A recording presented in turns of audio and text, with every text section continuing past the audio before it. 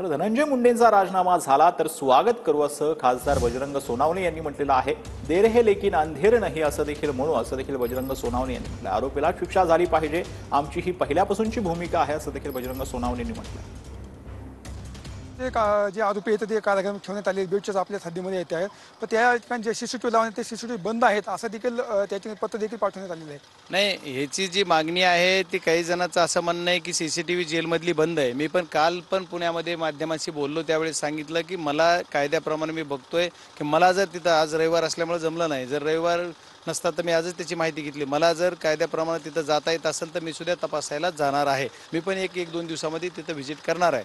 आणि आम्ही एवढं सुद्धा बोललेलो किंवा जिथं जर VIP ट्रीटमेंट मिळत असेल आरोपीला तर त्याचं सीसीटीव्ही कुटुंबानं मागितले, त्याला सुद्धा माझा पाठिंबा म्हणून सांगितलं। या प्रकार पाहिले तरी आज सकाळी पाहिले तर करुणा शर्मा यांनी एक ट्विट देखील केलेलं आहे की 3 तारखेला धनंजय मुंडे यांचा राजीनामा होईल असं। आज काहीतरी आमच्या करुणाताई मुंडे यांनी ट्विट करून सांगितलं, मी त्यांचं ट्विट जे बघितलं त्याच्यात त्यांनी बोललेलं आहे किंवा की मी आमचा 3 तारखेला राजीनामा होईल।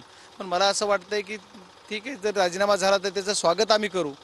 आणि पण मला वाटतं देर है अंधेर नाही आहे, उशिरा सुचलेलं शानपण म्हणा। पण तसं पाहिलं तर महादेव मुंडेंच्या प्रकरणामध्ये 16 महिने उलटून गेलेले आहेत, अजून त्या कुटुंबाला न्याय मिळाला नाही। ते उद्या आपल्या न्यायाच्या हक्कासाठी उद्या ते बीडमध्ये जिल्हाधिकारी कार्यालयासमोर उपोषणाला बसणार आहे।